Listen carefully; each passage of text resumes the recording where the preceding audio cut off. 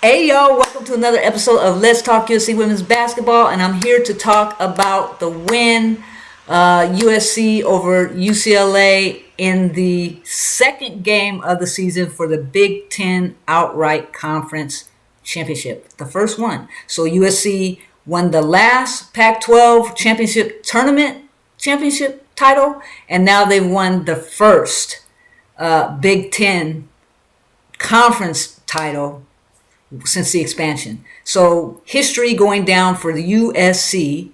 And hey, let's get into it.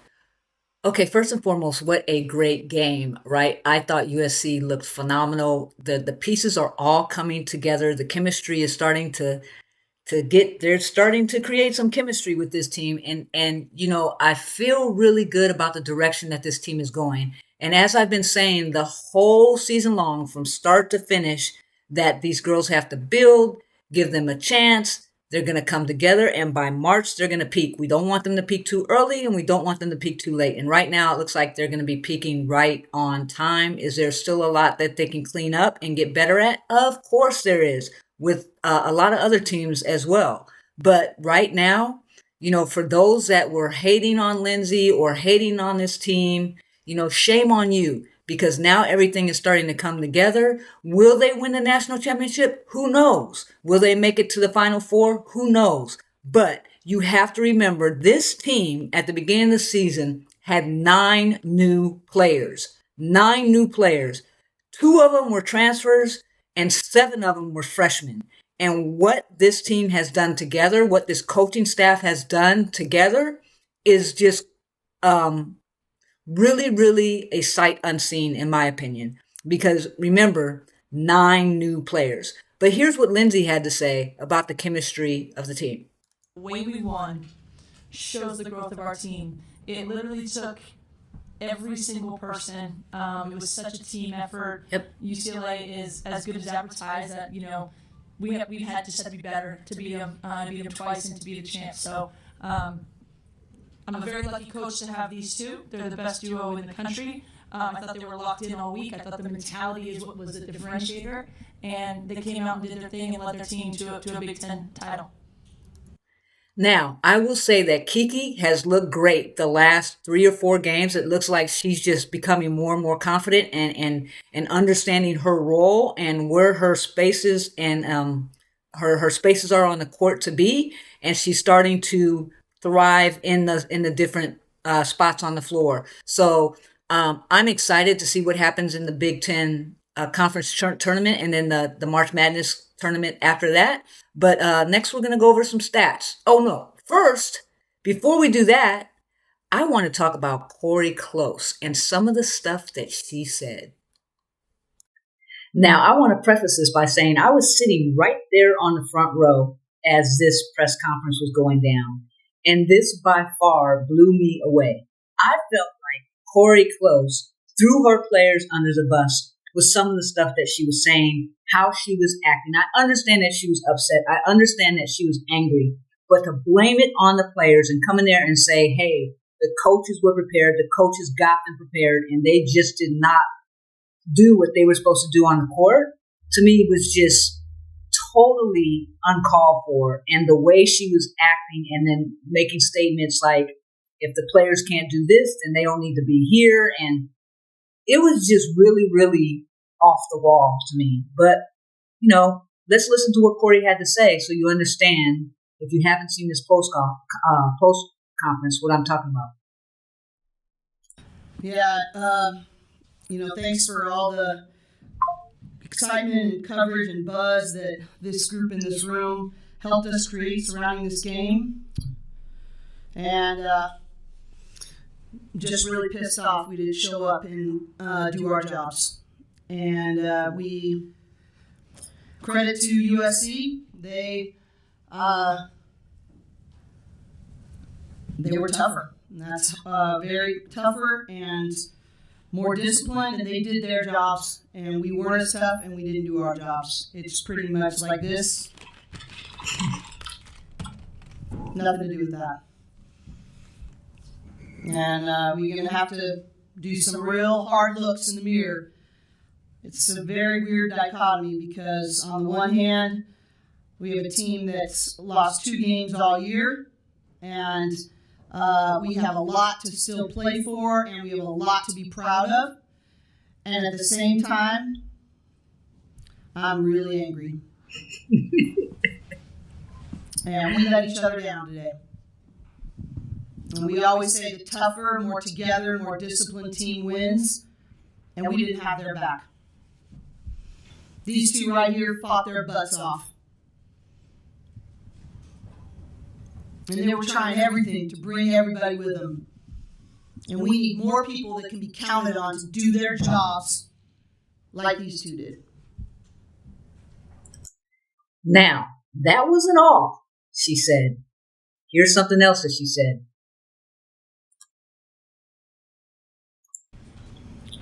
I think that we pretty much said, look, this is the way this train is going, and if you don't think you can make changes to be on it, tell us now. I want to get everybody that goes with us to Indiana to be going in the same direction. So the way we turn it around is people make a commitment and a choice, and they be counted on. And we were going to take 2 days off, but we're not. We're going to take tomorrow off, and they're all going to watch the film. And we're going to come back ready on Monday to figure out what needs to happen next. You guys want to answer that? Yeah. I mean, as a team, we'll all take accountability for where we fell short. I felt like we were perfectly prepared to go out there and win that game by our coaches. And it's on us. We'll take full accountability. We'll watch the film individually. We'll watch the film as a group and figure out where it can be better for each other and for the school. Now, Gabriella, when she came out there, you could tell that she had been crying. I mean, like really crying, not just a small cry, like really crying. She was really, really upset.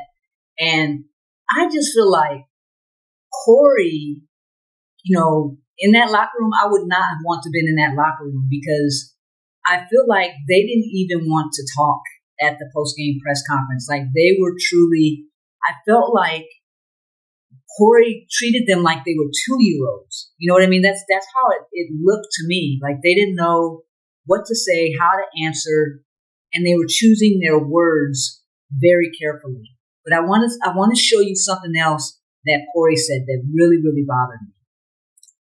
Okay, and the last thing I'm going to show you is this clip of Corey talking about having her team prepared and what she said.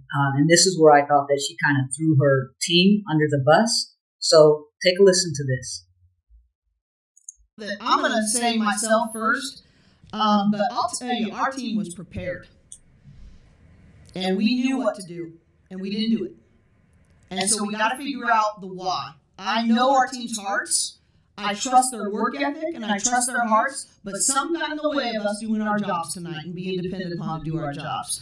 So, as soon as, we made a run, the biggest thing we had to do is quick turn the ball over because they were scoring in transition off of our turnovers. I think they ended up with 27 points off of our 16 turnovers. It was 25 That's a points. lot. 11 second chance points, and we missed 8 free throws. That's a bad recipe to win a game like this. Yep. Coach, you said here several times throughout the season, giving a call to action to your players. Sometimes, most of the time it was during the win, this time now, completely lost. How do you attack that challenge of getting this cohesive together and get on board, especially this late in the season? Well, I don't think there's much time. A choice and a commitment needs to be made. And if you haven't been humbled by this experience, the pain of where you are has to be greater than the pain it will take to change. You want the pain of discipline or the pain of regret? And right now, we are dealing with the pain of regret. And what are you willing to do about it? And our staff is always going to go first and go, hey, where could we have done differently? Should I have called that second time out here? Should I have done this? Should I have done that? We are always going to go back and look at that first. But we got to meet in the middle. And right now, it's really painful. But what do you want to do about it? And, that's what the next 48 hours are going to be for us, is making that decision. And that's our job as leaders. The one thing I'm really confident in is the relational capital and investment that we have made with our players over time. And so, okay, here's my thing. I get that she's angry, and she said some good points and some harsh points, but you've lost 2 games all season. 2 games. And I know it happened to be the USC, and that's a little bit more painful because you don't like USC. I get it, but you've lost 2 games. And to make it seem, the way she was talking, it was like they've lost 10 games. You know what I mean? So I think that when she goes and rewatches this post-game press conference, she's going to take a step back herself and breathe deeply. But as you can see, she's all red in the face. She was emotional. She wanted this. I think it was more about they haven't beaten USC in the last 3-4 games. In the last 4 games. This is the 4th consecutive win that USC has beaten UCLA. So she's got a little bit of, egg on her face. And so I think that it was more about that than just the 2 losses that her team has experienced this year, because they've been playing really good. So for her to act this way, I get it, but then again, I don't. Now, let's look at some stats. Okay, let's go over some stats. And as you can see, here's UCLA. They had a net rating of negative 18.3, and we had a net rating of a positive 18.3. So that kind of balanced out. Pace of play was pretty, we were evenly matched in that in the pace of play, which was kind of surprising to me. Both of us were at a pace of play of 71.2. Effective field goal percentage, and as you know, that is 3-pointers and 2-pointers together. We were at 54.5%. UCLA shot terribly. They were at a 40.2% combining the 2 together.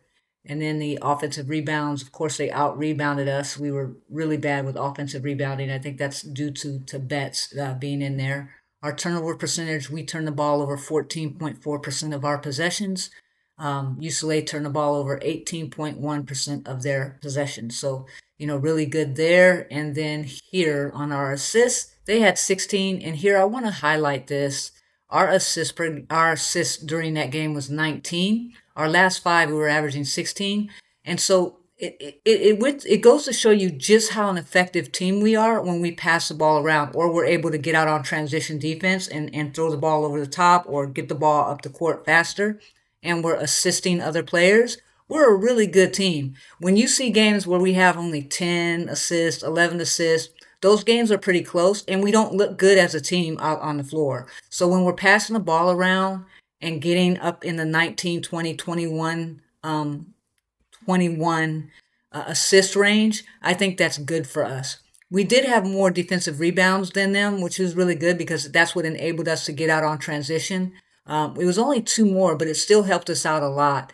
And then offensively, they out-rebounded us, and they did have the total rebound edge. Steals, of course, we had 7, and they had 6. And then blocks, we had 5, and they have 4. I don't remember their blocks because I just think our blocks are just so much more beautiful looking. And then turnovers, which was really good, we only had 12. When we start turning the ball over 18, 19 times, that's really bad for us. And they had 16 turnovers. So I'm glad that we were able to turn them over 16 times. But what was really good is we got 25 points off their turnovers right here. 25 points off their turnovers. They only got 8 points off the turnovers, off our 12 turnovers. So we did a really good job when they did steal the ball or when we did turn the ball over, getting back on transition defense. So really, really just proud of our team. And here is UCLA shooting chart. As you can see, this is field goal percentage. So they were 41% from the mid-range. They took 19% of their shot selection, or 19.7% of their shot selection was in the mid-range. 34.4% of their shot selection was in the paint, and only 13% of their shots came around the rim. That is a win for us. A huge win for us. And as you can see, it's in the red. So it was far lower than the NCAA average. And Lauren Betts herself shoots all her shots around the rim. So to able to hold them to 13.1% of their shots being taken in the paint. And, that just says a lot. Only 8 shots in the paint. We did our job against Lauren Betts, period, point blank. So out of the 8 shots that they did make 6 of them. But again, we held them below the NCAA average of shots around the rim. We did our job there. And for us, we just had a great shooting night. Our 3-pointers, 4 for 14, not really good, 28.6% above the arc. But over here on the baseline, we were 4 for 8, which brought our total percentage up. And then, we were good in the paint too. And we hit 6 for 8 in the paint. They held us to 12.1% around the rim. So, but that's not really our bread and butter. But 25% of our shots came in the paint, which is right at the NCAA percentage level that it's supposed to be. And we made 41% of those. So 41% field goal percentage of made shots around the paint. And 25.8% of our shots came around the paint. And then again, in the mid-range, we just killed it, right? 61% from the mid-range, 11 for 18, and 27.3% of our shots came from this area. So very, very, very well done. And let's look at the lineup flow. Always looking at the lineup flow because I think the lineup flow is such a good thing to look at. This is UCLA's lineup flow. As you can see, they only had one good part of the game, which was in the third quarter when I think they got us down to 5 or 3. They really did well. But look at this. Look at this on the end. All of their players were in the minus. All of their players. And poor Gabrielle, the team was a minus 20 with her on the floor during the game. Just really, really, really bad game for her. And then Lauren Betts, her ±2, -9. Her team was a -9 when she was on the floor. So just a really, really... Kendall Dudley, the freshman, she did good, but she didn't hardly play any. So it's just really good, effective defense for us is what it's saying. And so for us, let's look at us. Look at that, all green, right? Juju Watkins, +12. Kiki Iriafen, +12. Kennedy Smith. Steady Kennedy Smith, +18. Talia Van Olhoffen, +18. And Malia Samuels, who came in the third quarter, right? That's when she really showed out. She played a little bit here at the end of the second quarter, but she showed out from the third quarter on. She showed out. She was a +13. Really, really good. And this just gives you the rotations, as you can see when people came in and out of the game, when the substitution patterns. Just so you guys remember, I'm trying to teach you the USC rotation so you can get a better understanding of how it affects the game as far as plus minus. And you can tell when we played good and when we didn't play good and who was in the game and what was going on during that time of the period of the game when these players were on.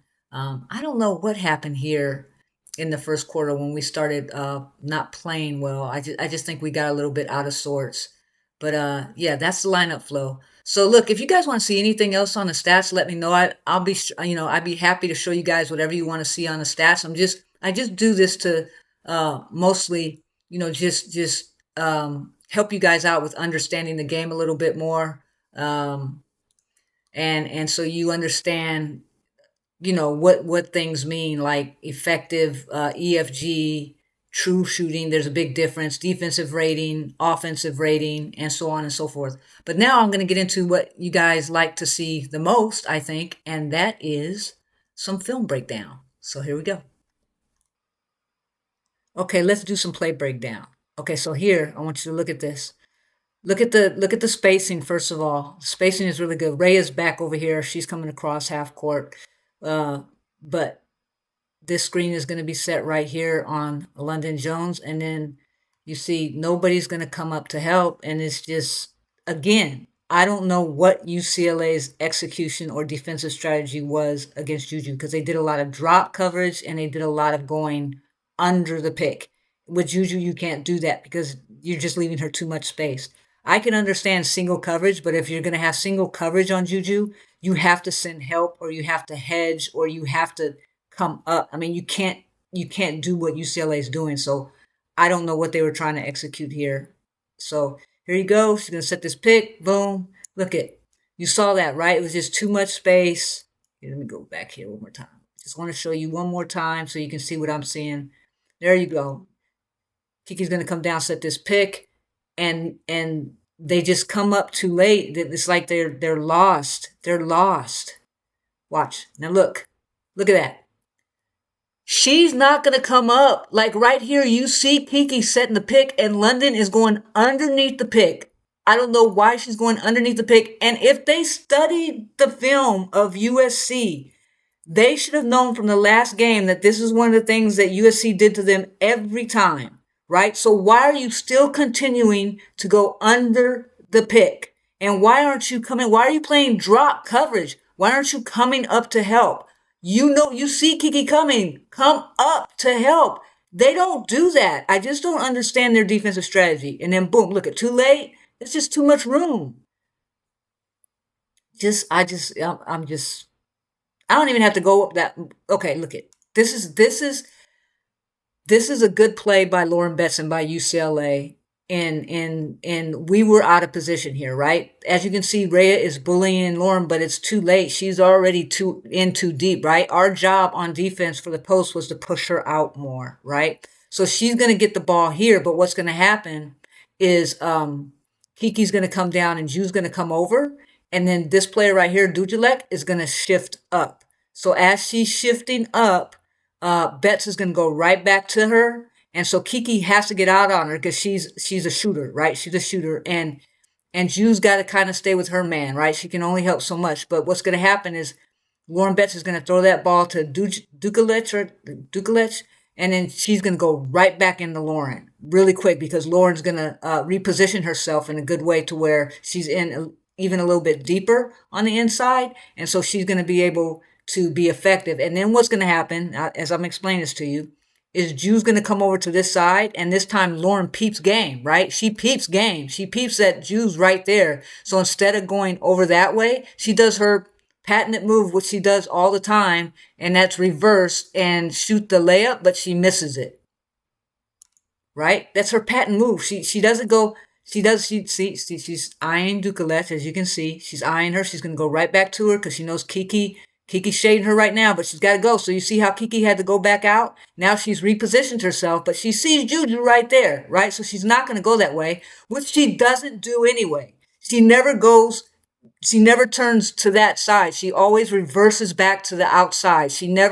Her footwork, for whatever reason, doesn't allow her to go this way, to keep going on the inside. She comes back around, and TVO doesn't get down to help. She doesn't go down to help, so she's able to shoot that ball and reverse it and shoot it, but she misses the layup. TVO should have went down and helped, but I guess they weren't playing double coverage at that time, except for Ju at this point. I don't know what the defensive call was, but we should have known better. We should have known when Lauren gets the ball, her signature move is to turn back to the outside. Or either pass out to London, pass back to Dukalech, or pass out here. You know, she's a good passing post. Or reverse it to the outside. And that's her patent move. That's all she does. Watch. Boom. Right? She sees Ju. She's going to turn back inside. She misses that layup, and we get the ball. Now, we're coming back down here on offense, right? Now, okay. So Kiki has got a double on her, and this player here is shading too. So you got TVO wide open. Remember that. TVO is wide open, right? And here you got, I think that's Kitty right there and Ju right there. Ju does the right thing. She gets it to Kiki. Now Kiki can reverse it and throw the ball back to Rhea, which she doesn't do. She goes ahead and she sees that Dukalech, she has a smaller player on her, and she has Betts to her outside, right? Her outside, her left shoulder. So she's going to go ahead and take that ball right in, but she misses the shot. She gets her own rebound because Betts isn't in position, right? She isn't in position. And Rhea's going to come right up here and get that pass from Kiki and hit that shot. Rhea took the shot at the right time. Now, mind you, remember, we talk about Lauren Not wanting to be out in the lava. This is lava to Lauren. Any place out here is lava, right? Any place out here is lava. She doesn't like it. She'll go out here if she has to, but she's very uncomfortable in the lava. It's too hot on her feet. Her feet don't know how to react in the lava out here. I just don't get it. So she stays right here, and Rhea gets this shot. She's wide open, and she shoots it. So here we go. See, look at Betts. Look at Betts. She's not in position, right? So Kiki's going to go up and she thinks she's in position for a rebound. She's not. Look how far. She's just out of position. Betts, what's the matter? You're out of position, right? So here you go. Kiki's going to get that rebound right here. She's going to get that rebound. You see Ray right there? Boom. Now look at Betts. She's in her paint. She doesn't even want to come up again. She's in drop coverage, right? Why? And Gabriella, she's just too small. You can't, but she's standing there looking at Rhea like, Rhea, you're not going to shoot it, Rhea, and you're not going to shoot it because normally Rhea doesn't shoot it. But this time says, I'm going to show y'all I'm taking my shot. And she shoots it and she makes it. It's just bad defense.